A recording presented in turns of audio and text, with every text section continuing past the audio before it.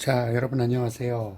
여러분들 쌀쌀할 때 만나서 우리 수업을 시작했는데 이제 무더위가 기승을 부리는 여름이 됐습니다.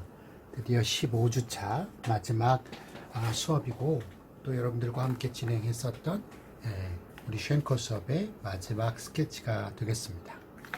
자, 우리 스케치가 소나타 형식이다 보니까 굉장히 좀 많아요. 그래서 이거를 어떻게 우리 시간 안에 좀 할까 고민하다가 일단 우리 피아니스트들에게는 제시부를 하라고 그랬었고 이제 작곡가들에게는 재현부를 하라고 했었죠. 그리고 이론가 2명에게는 발전부를 해라 라고 얘기를 했어요. 그래서 제일 다수가 작곡가 그룹이고 두 번째가 피아니스트 그룹이고 제일 적은 분포가 이론가 그룹이기 때문에 자, 첫 번째로 우리 피아니스트 그룹이 스케치한 제시부를 했고요.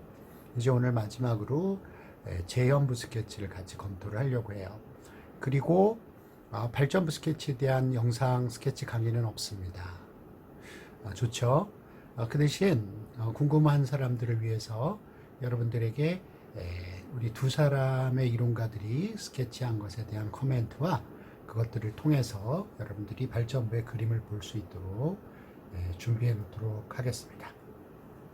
자, 그렇다면 오늘 재현부의 스케치를 같이 볼 텐데요. 자, 오늘 스케치의 것은 이제 과연 제시부의 큰 그림이 어떤 방식으로 재현부에서 다시 뭐랄까요? 조정된다. 어떻게 조정돼서 나타날 것이냐 하는 거. 그래서 그런 것들을 살펴보는 것이 굉장히 중요할 것 같아요. 자, 그러면 조금 흐리지만 우리 스케치를 같이 진행하도록 하죠. 자, 자, 이렇게 되어 있고요. Initial Arpeggiation. 자, 우리 이 학생은 굉장히 자세하게 이런 것들을 분석을 했어요. 이런 것들은 여러분 포함시키지 않아도 됩니다. 이 학생 굉장히 꼼꼼하게 잘했죠. 그래서 이렇게 하나 그리고 그 다음에 사실상 머리음이 여기 나타나는 걸로 이렇게 스케치를 하면 좋겠죠. 그것은 지난번에 제시부에서 이야기를 했었던 거고요. 그러면 아주 첫 번째 스케치는 잘한 셈이 되는 거예요. 자, 그 다음에 보면 여기에 있는 것은 다시 이렇게 오는 것이고 이것은 머리음의 복귀이지 머리음이 처음 나타나는 것은 아니다 라고 여러분들이 기억해 주시면 될 것 같아요. 그 다음에 다시 빰 해서 나타나고 따라리라리리란 잘했죠. 그 다음에 여기서 한 번 더 머리음이 나타나죠. 맞습니까? 그러면은 이렇게 여기까지 머리음의 영역이 확장되고 있는 것을 보여주면 될 것 같고요. 마찬가지로 여기 있는 1도가 나름 중요한 역할을 한다. 그리고 음절이표가 바뀌었기 때문에 옥타브 위로 올라간 것이죠. 이렇게. 자, 이제 그 다음이 중요해요. 왜 중요하냐면 이제 4도화음이 나타난단 말이죠. 그래서 그 4도화음이 도대체 어디 나타나느냐? 여기 나타나는 거죠. 여기가 4도화음의 시작이다 라고 보시면 되고요. 4도화음의 시작은 처음에는 미에 의해서 서포트 되지만 최종적으로는 도에 의해서 서포트 되는 게 맞죠. 하지만 또 솔라파솔 또 솔라파 미솔 파레 도라고 하는 거. 그러니까 이걸 중요하게 생각을 해야겠죠. 처음에 나타나는 그 대신 시는 도를 살짝 상행하지만 그 도가 어디로 갈 거냐면 좀 이따 보게 되겠지만 라로 내려가거든요. 따라서 도에서 라로의 incomplete neighbor가 돼요. 그 모습은 좀 이따가 볼 거거든요. 자, 그래서 여기서는 도가 중요하게 강조가 되고 그 도는 처음에는 뭐에 의해서 바로 미에 의해서 서포트 받지만 결국은 도, 그 다음에 시도라든지 도레도라든지 하는 것에 의해서 바로 결국은 C에 의해서 서포트 된다라고 볼 수가 있겠죠. 그러면은 여기에 있는 미와 도는 같은 화음 펼친 것으로 볼 수가 있겠네요. 결국 제일 위에 큰 그림은 도가 위에 있는 incomplete neighbor인 도를 서포트하는 이렇게 이분이 그린 것처럼 되겠죠. 잘했어요. 자, 그 다음에 또 4도 화음이 뭐 되고 있어요? 네, 바로 4도 화음이 으뜸음화돼서 확장되고 있는 걸 보여줬네요. 그죠? 근데 아까도 얘기했듯이 이런 거 너무 자세히 나타나면 큰 그림을 보는데 지장이 돼요. 하지만 그럼에도 불구하고 이 학생은 엄청 잘해줬죠. 그래서 도, 레, 도의 라인이 이렇게 되는 게 도시도에 의해서 그죠? 움직여지고 있다. 너무 잘했어요. 그죠? 되게 스케치 잘했어요. 그 다음에 페이지 조금 빠진 게 있나요? 그래도 대세에는 지장이 없죠. 자, 이제 여기가 중요해요. 미래 도시라 솔파 미래 도시라까지 나타나요. 결국 그것이 G 메이저의 4도라면 여기에 있는 라가 나타나면서 살짝 2의 6이 된다라고 볼 수가 있죠. 그런데 그것도 엄청 잘했어요. 2의 6이 된다. 그래서 도에서 라로 그림을 그렸죠. 그래서 선생님은 여기서 볼 때 여기서의 라의 그림을 한 번 더 위에 나타나도 좋을 것 같은데 어쨌든 라솔라 도시라 스케치를 잘했어요. 그 다음에 여기에서의 라가 나타나는 이유가 물론 이건 아주 높은 레벨은 아니에요, 여러분. 그래서 여기에 라가 여기서 이렇게 올라가죠, 여러분. 보이세요? 올라가죠. 그래서 라, 그 다음에 소를 통해서 하샵에 내려가죠. 보이세요? 그래서 여기에 있는 라가 이렇게 되는 거. 그리고 그것이 바로 다시 트랜지션이랑 겹쳐지는. 왜냐하면 리캐피출레이션, 즉 재연부에서는 P하고 T하고 결합돼서 나타나는 경우가 굉장히 많아요. 이렇게. 그 이유는 뭐예요? 트랜지션이 원래 전조의 기능을 갖는데 여기에선 전조할 필요가 없잖아요. 그렇다고 완전히 빼버려요? 물론 그런 곡도 있어요. 하지만 많은 작곡가들이 이 트랜지션을 어떻게 해요? 소위 말해서 reworking이라고 하죠. 흥미로운 방법으로 다시 재배열, 재구성한단 말이에요. 그랬을 때 가장 대표적으로 나타나는 게 4도의 으뜸음화예요. 아시겠죠? 소나타 형식에서 재현부에서 트랜지션을 다시 쓴다. 왜냐하면 원칙적으로는 없어도 되는 부분이니까. 왜? 전조를 안 했으니까.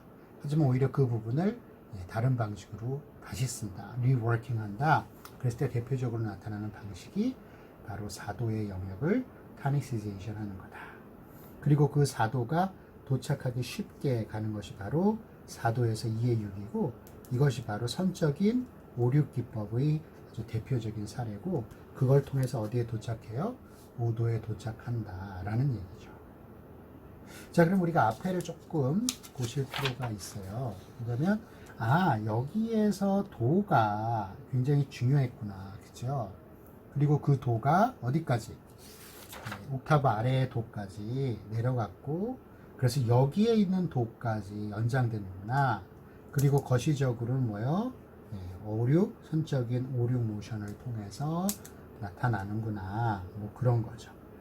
그러면서 뭐 옥타브 위에서 나타나는 이런 3도선 같은 것들을 여러분들이 잘 그려주시면 되는 거죠. 자, 그러면 다시 한번 이제 큰 그림만 살펴볼게요.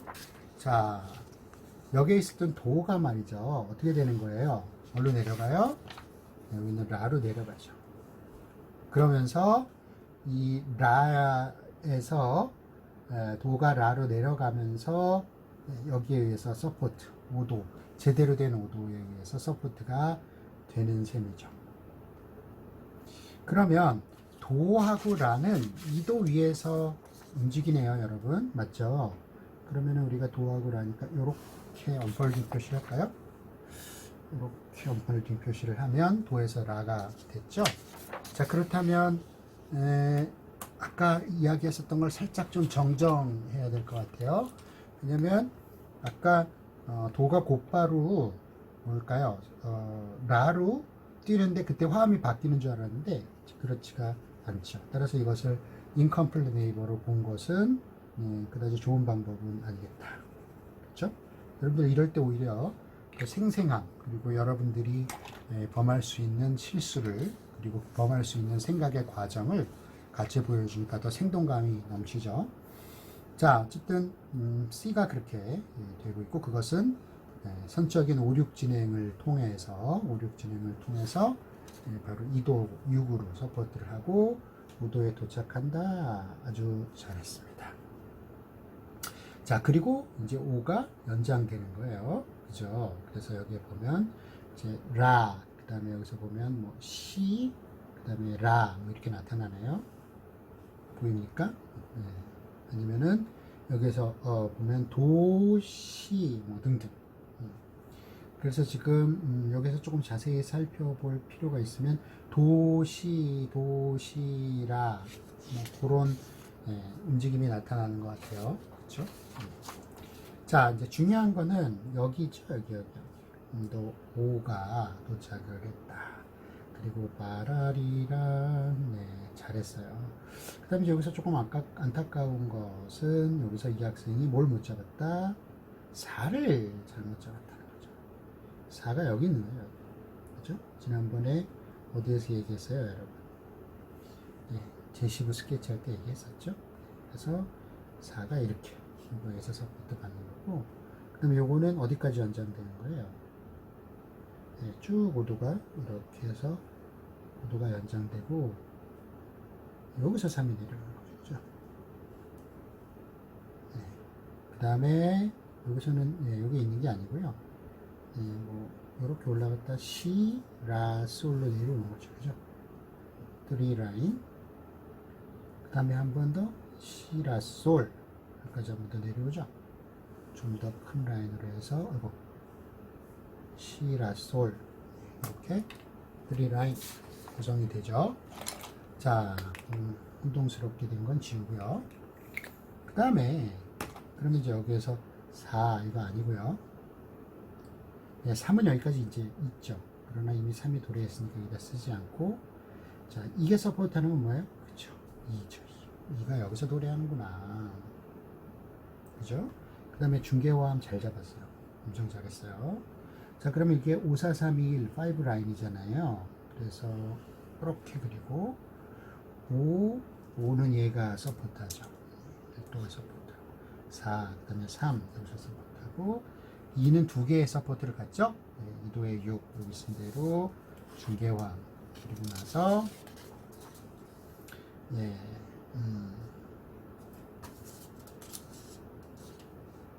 그 다음에 중간이 조금 빠졌나요? 그죠? 그 다음에 따라리란 5도가 나왔고 그 다음에 다시 시작 부분 다음에 이제 5, 4, 3, 2, 1 이렇게 나오겠죠. 그래서 이제 앞에 어디에 5가 있겠죠. 그리고 4는 여기가 3이겠네요. 그죠, 여러분? 그러니까 3이고 그 다음에 3이 시라솔로 두 번 연장되고 그 다음에 여기 3 아니고요. 음도 2, 음도 1로 내려온다라는 거죠. 자, 이때 중요한 것은 이 주제 영역에서 나오는 주제가 일단 S가 있죠. 이 주제라고 하죠. 그 다음에 종결 주제 K가 있죠. 그 다음에 코데타 C가 있죠. 자, 여기서 제일 중요한 것은 뭘까요? 자, 어렵죠? 그러면 제일 중요하지 않은 건 뭘까요? 이건 좀 쉽죠. 그죠? 코데타입니다. 자, 이걸 왜 물어보냐면, 자, 구조적인 음도 1이 어디에 위치해야지 맞겠느냐라는 거예요. 자, 어디에 위치해야지 맞을까요? 그거는 아무래도 케이스 바이 케이스, 곡마다 다르다고 보는 게 좋고요. 과연 K 주제가 단순히 앞서 나온 5도 1도를 연장하느냐 아니면 K 주제에 더욱 강한 종지가 있느냐. 결국 강한 종지의 여부에 달린 거예요. 그러나 그러한 것은 일반적으로 이제 S에서 나뉘고요. S가 보통 베토벤 이후로 가면서 두 개의 주제가 있을 때가 있어요. 그러니까 여러분 베토벤 이후로 가면서 주제가 풍부해진다라는 이야기를 하는데 그 이유는 주로 S 주제가 여러 개가 생기는 거예요. 다시 말해서 S가 하나, 두 개가 벌써 생겼고요. 그 다음에 S3까지 나오는 경우도 있어요. 베토벤에 있어서.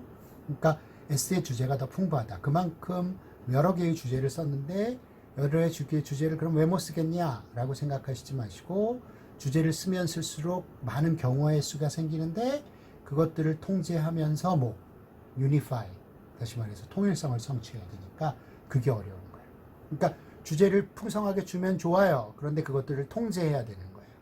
무슨 말씀인지 아시겠죠? 마치 어떤 극작가들이 사건을 만들면 만들수록 이야기는 재밌어지는데 그 사건들이 밀접하게 서로 관련돼서 전체의 큰 이야기에 훼손을 이끌어서는 안 되는 거랑 같은 거예요. 따라서 S에서 보통 하나나 두 개. 여러분들 예전에 스칼라티 소나타 같은 경우는 S 주제가 하나밖에 없고요. 하이든 소나타 하나나 두 개 있고 그렇거든요. 근데 베토벤에 있어서는 S 영역에서 두 개의 주제가 나타나는 것이 아주 일반적이죠. 자, 그래서 흔히 S2에서 나타나는 종지가 가장 강하다라고 볼 수가 있어요. 자, 그게 바로 뭐냐면 여기입니다. 여기. 그래서 아니면 S의 영역에서 나타나는 강한 종지. 그죠? 강한 종지라는 건 지금 보다시피 2의 6, 그 다음에 1의 4, 6, 5도 6도. 그래서 무슨 얘기를 하려면 여기 있는 2와 여기 있는 1이 정말 곡의 강한 2와 1 그리고 강한 5도 1도에 해당한다. 따라서 제일 큰 그림을 여기로 잡는 게 맞다라는 얘기인 거예요. 그 다음에 이제 이 학생이 어떻게 했어요? 이제 다시 5도 머리음 5가 머리음은 아니죠. 음도 5가 나타난 것을 알 수 있고요. 그 다음에 이 학생이 조금 잘못한 것이 요거네, 요거. 그죠?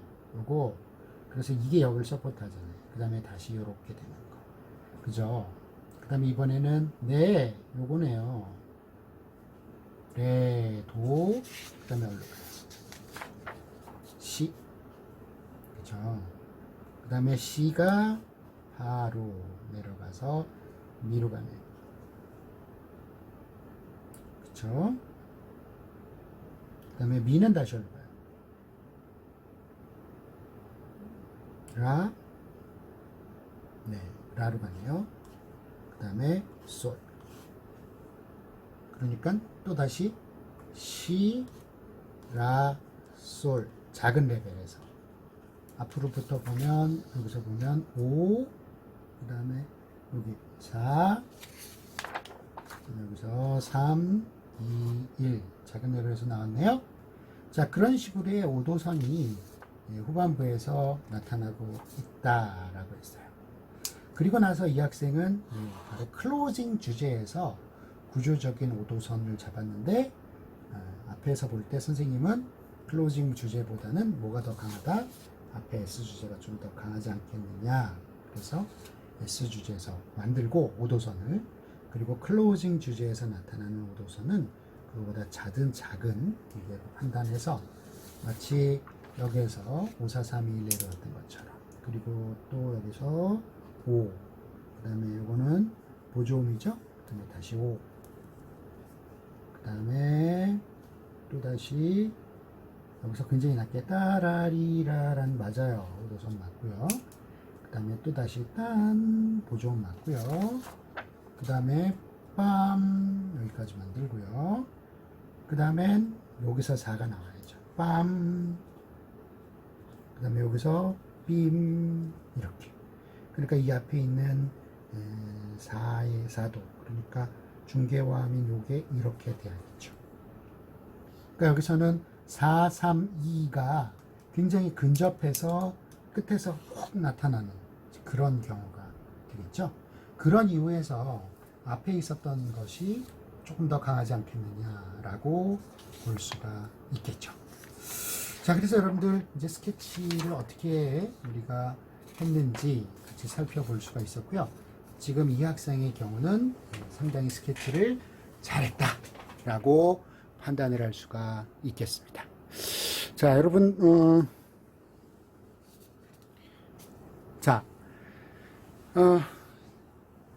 이제 마지막 코멘트를 좀 하고 마치려고 합니다. 자, 우리가 그동안 쉔커를 통해서 크게 두 가지 방식으로 우리가 학습을 했습니다. 자, 먼저 첫 번째로는 무슨 학습을 했죠? 그쵸? 일단은 스케치를 어떻게 할 수 있느냐라고 하는 스케치의 연습을 했어요. 그리고 그것은 주로 초반에 진행이 됐었죠. 초반에 진행이 됐습니다.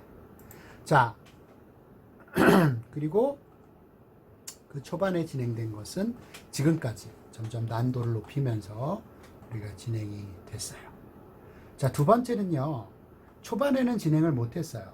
그러나 그 후에 어느 정도 지난 다음부터 이제 여러분들의 기여와 그다음에 여러분들의 노력에 힘입어서 이제 어떤 뭐를 봤죠, 여러분? 네, 어떤 작품들을 쭉 볼 수 있는 어떤 쉔커의 이슈들, 그런 것들. 그리고 소위 포스트 쉔케리안이라고 하는 사람들이 쉔커를 기본적인 툴로 해서 어떻게 음악을 분석하고 보는, 그리고 그들의 관심은 무엇이었는지 하는 것들을 여러분들이 살펴볼 수가 있었었죠. 그게 바로 우리가 봤었던 큰 두 가지의 툴입니다. 다시 말해서 여기다 써보면, 자, 스케치. 그다음 또 다른 하나는 뭐예요? 중요한 이슈들과 관련된 뭐예요? 논문들을 봤다. 자, 스케치에서 여러분들 가장 중요한 것은 뭐였습니까? 바로 세 개의 층위가 있다는 거죠. 그래서 우리가 후경층, 중경층, 정경층. 그래서 후경층이 어떨 것이다 생각하고, 그 다음에 중경층을 설계하고, 그 다음에 실제 음악과 이 관계를 계속 살펴보면서 스케치를 했었죠. 이때 후경층과 중경층 2단계에서 제일 중요한 것은 여러분들 뭐였습니까? 아시죠? 중단이 있느냐 없느냐가 바로 굉장히 큰 그림을 만들어내는 어떤 그런 방식이었다라는 것이죠. 자, 그 다음은 그 중요한 이슈들에 대한 논문, 여러 가지 것들을 여러분들이 살펴봤었죠. 그래서 제일 처음에 여러분들이 봤었던 게 바로 뭐였어요? 모티브에 관한 것들이었었죠. 바로 모티브에 관한 것을 여러분들이 살펴봤다라는 거예요. 자, 그래서 그 모티브가 어떤 음악에 있어서 응집력이라고 하는 측면들을 보여주는 굉장히 흥미로운 어떤 그런 이야기들이었다. 그래서 쉔케리안들이 사실상 초반에 매료되었었던 것들은 바로 그러한 모티브에 관한 이야기들이었다. 그래서 모티브가 뭐 어쩌다 저쩌다 그런 얘기들 여러분들 아마 기억나실 거예요. 그 다음에 두 번째는, 자, 우리가 쉔커의 개념 중에서 핵심적인 내용을 뽑으라 그러면 아마도 위계와 연장일 것이다 라는 이야기를 했죠. 근데 그 연장이라고 하는 것은 어떻게 보면 증명할 수 없는 개념이기도 하죠. 그죠? 그리고 실제 음악이 그렇게 들릴까 하는 부분들. 근데 여러분들은 그것들을 굳게 믿고 지금까지 쉔커를 열심히 하고 있죠. 그러나 최근의 과학적인, 그리고 인지과학적인, 그리고 심리학적인 실험들은 우리가 그렇게 듣는 경향이 있다라는 것을 밝혀냈고요. 최근에 여러 가지 연구들이 바로 그러한 이슈들을 흥미롭게 입증해주고 있죠. 자, 그것이 바로 지금 보는 연장에 관한 이슈가 됐습니다. 자, 그런 연장에 관한 이슈, 흥미로웠었죠. 자, 그 다음에 이제 우리가 같이 살펴봤었던 게 바로 뭐였었죠? 바로 형식이었습니다.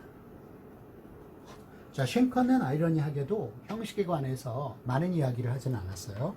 프리컴포지션 마지막 장에서 간략하게 얘기하고, 그 이전의 형식 이론들은 다 틀렸다. 오직 형식이라고 하는 것은 근본 구조의 해석으로부터 나온다 라고 얘기를 하고, 그것에 대해서는 내가 나중에 다른 책에서 설명하겠다 라고 얘기를 하고 돌아가셨죠. 그래서 후대의 쉔케리안들이 이 형식을 가지고 많은 이야기들을 했었어요. 그래서 우리가 흔히 알고 있는 우리가 노래 형식이라고 하는 2부분, 3부분 형식에 대한 이야기들부터 시작해서, 그 다음에 소나타 형식, 그리고 뭐 론도 형식 등등에 대한 이슈들을 이야기를 많이 했었죠.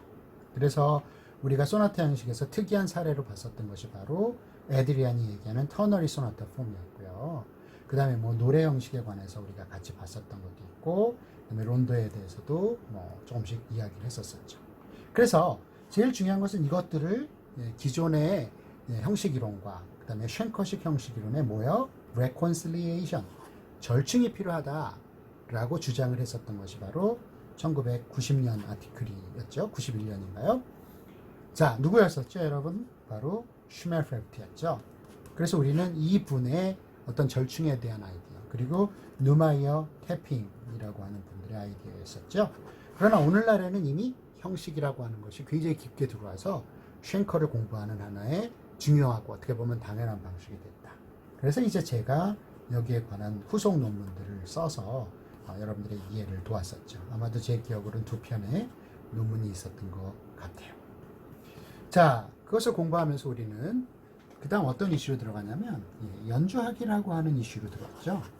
자, 연주학은 뭐냐면 바로 쉔커의 툴을 통해서 음악을 해석해내는 방식이고, 특별히 그것을 연주자로서 어떻게 연주할지, 연주전 설계와 그 다음에 그 해석을 이끌어내는 방식과 관련지어서 쉔커를 이끌어내는 그런 이야기였었죠. 그래서 쉔커를 굉장히 직접적으로 접근한 사람 이흐가 있었고, 그 다음에 또 쉔커를 좀 어떻게 보면 어떤 은유를 통해서 접근한 누가 있었죠, 여러분? 바로 스윈킨이 있습니다.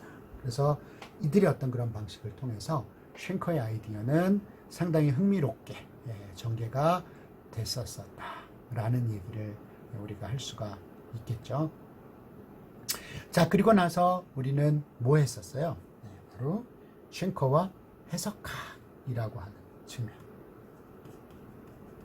해석학이라고 하는 것은 성경에서 비롯된 것이고, 어떤 작품을 해석해내는 어떤 그런 방식들, 그런 어떤 체계를 의미하는데, 쉔커의 개념을 통해서 그것들을 읽어내는 방식을 공부를 했었죠. 그래서 우리는 여기서 에버렛이라고 하는 분의 가사가 있는 음악, 슈베르트의 겨울나그네, 많은 얘기들, 많은 담론들이 쏟아지겠죠. 그리고 우리 김선빈의 이야기를 통해서 전개가 됐습니다. 그리고 6번째, 반음계적, 그것도 매우 반음계적, 우리가 후기 낭만의 매우 반음계적인 음악들을 분석하는 방식에 대해서 공부한 것이 바로 지난번에 양루와 그 다음에 우리 창국의 어떤 그런 프레젠테이션이었다고 할 수가 있죠. 그래서 이분들이 바로 19세기 중반 후반에 작곡된 조성인지 아닌지의 경계에 있는 곡들을 가지고 쉔커의 그 어떤 분석 방법론을 들이댔을 때, 우리가 거기에서 이 곡들이 과연 조성이냐 아니냐에 대한 흥미로운 이야기들을, 다시 말해서 쉔커 이론 분석의 툴을 가늠자로 삼는 거죠. 그러면서 재미있는 이슈들을 끌고 나오는 것들을 공부를 했고요. 여기에서 굉장히 중요한 이제 역할을 했던 것이 바로 모르간, 그 다음에 뭐 테이처 이런 분들의 논문들이 쭉 있었는데, 우리가 여기서 본 것은 주로 이제 2016년에 모르간이 쓴 논문, 그죠? 그리고 이것을 발판으로 후속 연구를 했었던 정세은 송무경의 논문을 통해서 공부를 했죠. 자, 여기까지가 우리가 이번 학기에 공부한 내용입니다. 그리고 아마도 이제 이 시간 뒤에 펼쳐질 2개의 논문은, 다른 하나는 바로 이 6번 논문에 대한 바로 시작점이 되는 거예요. 그러니까 반음계적인 음악들의 쉔커의 툴을 적용할 수 있어? 있어요. 쉔커는 오능계적인 것들을 더 우선시하고 그것들을 주장했지만, 사실상 프리컴포지션에서는 반음계적인 것도 구조적으로 중요한 것으로 부각될 수 있어요 라는 이야기를 한 게 바로 누구예요, 여러분? 매튜 브라운입니다. 그리고 그 브라운의 논문을 토대로 해서 좋은 논문을 쓴 김유미의 논문을 보는 것이 바로 그 다음 이슈였고요. 참고적으로 우리 수강생 중에 이은하 학생에게 사정이 있어서 순서가 바뀌어서 지금 이렇게 온 거예요. 원래 6번보다 앞에 있는 거예요. 자, 그 다음에 또 하나, 이금택 학생이 하도록 되어 있는 이제 해석학과 그 다음에 쉔커 분석의 결합이라고 하는 측면에, 제가 옛날에 한 10년 전에 쓴 논문인데, 그 작품에 대한 것은 어디에 들어갈까요?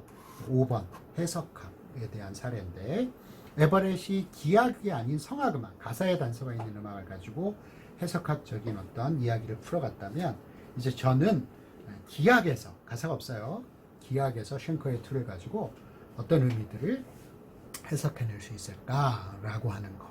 그러기 위해서는 쉔커 말고 다른 어떤 분석적인 단서들이 필요하거든요. 그런 것들이 바로 토픽이라고 하는 것이고, 이제 그런 것들을 통해서 어떤 의미를 끌어낼 수 있을까 하는 것들에 관심을 가져서 해낸 것이 바로 금태기가 오늘 발표할 논문이 되겠습니다. 자, 그래서 우리는 이번 학기 이렇게 짜여져 상태에서 쉔커의 수업을 했어요. 여러분들 너무 열심히 해주셨고요. 코로나 사태로 인해서 여러분들 공부량도 증대하고 우리 수준도 굉장히 높아졌던 것 같아요. 여러분들 평상시에 이렇게 공부를 안 하는데 이번에 코로나로 인해서 여러분들이 어떤 더 그 학구열이 더 높아진 것 같은 생각이 들어요. 너무 열심히 했어요. 네. 그래서 이번 학기 굉장히 잘 멋지게 지나갔다라고 생각을 하고요. 뭐 몇몇 학생들은 이 쉔커에 더 후속 수업이 없느냐 뭐 이런 얘기도 한번 묻고 뭐 그랬는데 없습니다. 우리 학교에서는. 왜냐면 우리 학교는 박사 중심이 아니라 석사 정도를 키워내는 학교이기 때문에 사실상 박사에게 필요한 더 많은 그런 수업들이 주어지지가 않죠. 자, 그렇지만 그럼에도 불구하고 여러분들이 석사에서 이렇게 열심히 한 이런 것들을 가지고 앞으로 또 더 유의미한 그런 것들을 하실 수 있을 것 같고요. 우리 피아니스트들 연주에 아마 도움이 되실 거라고 생각을 하고요. 우리 작곡가들, 글쎄 작곡에 도움이 될지 모르겠어요. 네, 저는 도움이 된다고 개인적으로 생각을 하지만 그런 얘기를 하면 싫어하는 작곡가 선생님들이 또 계세요. 어디 이렇게 이론적으로 접근을 하느냐. 뭐 그렇죠? 네, 맞는 것 같아요.